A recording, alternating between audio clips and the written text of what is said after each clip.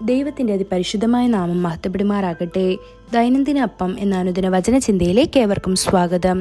ഇന്ന് ചിന്ത ഒരു യുദ്ധക്കളമാണ് എന്ന വിഷയത്തെ ആസ്പദമാക്കി ചില കാര്യങ്ങളെ നമുക്ക് ചിന്തിക്കാം.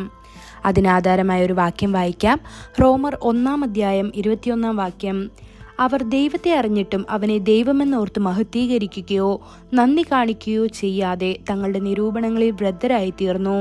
അവരുടെ വിവേകമില്ലാത്ത ഹൃദയം ഇരുണ്ടുപോയി.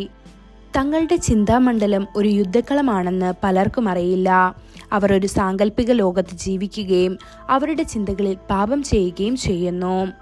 നമ്മുടെ ചിന്തകളെയും ഉദ്ദേശങ്ങളെയും കുറിച്ച് നിങ്ങൾ ശ്രദ്ധാലുവല്ലെങ്കിൽ നിങ്ങളുടെ ആത്മീയ ജീവിതത്തിൽ മാത്രമേ നിങ്ങൾ പരാജയം സ്വീകരിക്കുകയുള്ളൂ. രാത്രിയിൽ പ്രാർത്ഥിക്കാത്തവർ ഏറെയുണ്ട്. അവർ ടെലിവിഷന് മുന്നിലിരുന്ന് അവരുടെ കാമമോഹങ്ങളെ ഉത്തേജിപ്പിക്കുന്ന അശ്ലീല നൃത്ത ചുവടുകൾ ആസ്വദിക്കുന്നു. ഇക്കാരണത്താൽ അവരുടെ സ്വപ്നങ്ങളിലൂടെ അവർ അശുദ്ധാത്മാക്കളാൽ വലയുന്നു. അവർ വൃദ്ധമാവുകയും അവരുടെ ചിന്തകളിൽ നഷ്ടപ്പെടുകയും ചെയ്യുന്നു. തിരുവെഴുത്ത് പറയുന്നു, അവൻ തന്റെ ഹൃദയത്തിൽ ചിന്തിക്കുന്നത് പോലെ അവനുമായിരിക്കുമെന്ന്. ഇത് സദൃശ്യവാക്യങ്ങൾ 23:7 കാണാൻ സാധിക്കും. ചിന്തകൾ ഒരു മനുഷ്യനെ ഉണ്ടാക്കുന്നു. ചിന്തകൾ വാക്കുകളായി മാറുന്നു.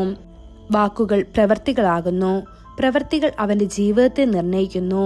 ഒരു മനുഷ്യന് നല്ല ചിന്തകളും ഉദ്ദേശങ്ങളും ഉണ്ടെങ്കിൽ അവനൊരു മഹാനാകും. നിങ്ങളുടെ ചിന്തകൾ പരിശുദ്ധാത്മാവിന് സമർപ്പിക്കുകയാണെങ്കിൽ അവൻ നിങ്ങൾക്ക് സ്വർഗീയ ചിന്തകൾ നൽകും. അപ്പോസ്തലനായ പൗലോസ് എഴുതുന്നു, നമ്മുടെ യുദ്ധത്തിന്റെ ആയുധങ്ങൾ ജഡീകമല്ല, മറിച്ച് ദൈവത്തിൽ ശക്തമാണ്. കോട്ടകൾ വലിച്ചെറിയുന്നതിനും വാദങ്ങളുടെ ദൈവത്തെക്കുറിച്ചുള്ള അറിവിനെ സ്വയം ഉയർത്തുന്ന എല്ലാ ഉന്നത വസ്തുക്കളും എല്ലാ ചിന്തകളെയും ക്രിസ്തുവിന്റെ അനുസരണത്തിലേക്ക് തടവിലേക്ക് കൊണ്ടുവരുവാനും എന്ന് 2 കൊരിന്ത്യർ 10:4-5 കാണാൻ സാധിക്കുന്നു. നിങ്ങളുടെ ഹൃദയത്തിൽ ദുഷ്ടചിന്തകൾ ഉയർന്നു വരുമ്പോൾ നിങ്ങളുടെ ഹൃദയത്തിൽ ദൈവത്തെ സ്തുതിക്കുന്ന ഒരു ഗാനമെടുത്ത് പിശാചിനെ ചെറുക്കുക. യേശുക്രിസ്തു തന്റെ മഹത്തായ യുദ്ധം ഗോൽഗോത്തയിൽ നടത്തി. ഗോൽഗോത്ത എന്ന പദത്തിന്റെ അർത്ഥം തലയോട്ടിയുടെ സ്ഥാനം എന്നാണ്, അല്ലെങ്കിൽ തലയോടിടം. നിങ്ങളുടെ എല്ലാ ചിന്തകളുടെയും ഉദ്ദേശങ്ങളുടെയും ഉത്ഭവം ചിന്തയുടെ മണ്ഡലം എന്നും അർത്ഥമാക്കുന്നു. കർത്താവായ യേശുവിന്റെ തലയിൽ നിന്ന് ചൊരിഞ്ഞ വിലയേറിയ രക്തത്തിലൂടെ മുള്ളുകളുടെ കിരീടം അവന്റെ തലയിൽ നിർബന്ധിതമായിരുന്നപ്പോൾ നമ്മുടെ ചിന്തകളിൽ നമുക്ക് വിജയം നൽകാൻ ദൈവം ആഗ്രഹിച്ചു. 1000 പക്ഷികൾ ഒരു കിണറ്റിന് മുകളിലൂടെ പറന്നേക്കാം. എന്നാൽ പക്ഷികളെ കിണറ്റിന് മുകളിലേക്ക് ഇരിക്കാൻ അനുവദിച്ചാൽ അവ മാലിന്യം വലിച്ചെറിഞ്ഞ് കിണറ്റിലേക്കിടും. വിത്തുകൾ വേരുപിടിക്കുകയും വലിയ മരങ്ങളായി വളരുകയും മുഴുവൻ കിണർ അടയ്ക്കുകയും ചെയ്യും.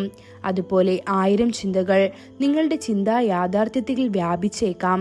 എന്നാൽ നിങ്ങൾ ദുഷ്ടചിന്തകൾ ആസ്വദിക്കുകയാണെങ്കിൽ അവ നിങ്ങളുടെ ഹൃദയത്തിൽ വേരൂന്നിയതിനും അത് നിങ്ങളുടെ ആത്മീയ ജീവിതത്തെ നശിപ്പിക്കുന്നതുമാകും.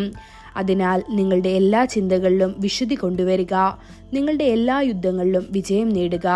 ഈ വചനങ്ങളാൽ ദൈവം നമ്മെ ഓരോരുത്തരെയും അനുഗ്രഹിക്കുമാറാകട്ടെ. കൂടുതൽ ധ്യാനത്തിനുള്ള വാക്യം റോമർ 12:2 ഈ ലോകത്തിന് അനുരൂപമാകാതെ നന്മയും പ്രസാദവും പൂർണ്ണതയുമുള്ള ദൈവഹിതം ഇന്നതെന്ന് തിരിച്ചറിയേണ്ടതിന് മനസ്സ് പുതുക്കി രൂപാന്തരപ്പെടുവീൻ. ഇന്നത്തെ ബൈബിൾ വായന രാവിലെ എഹെസ്കേൽ 27, 28, 29 അധ്യായങ്ങൾ. വൈകുന്നേരം 1 പത്രോസ് 3 ആമേൻ.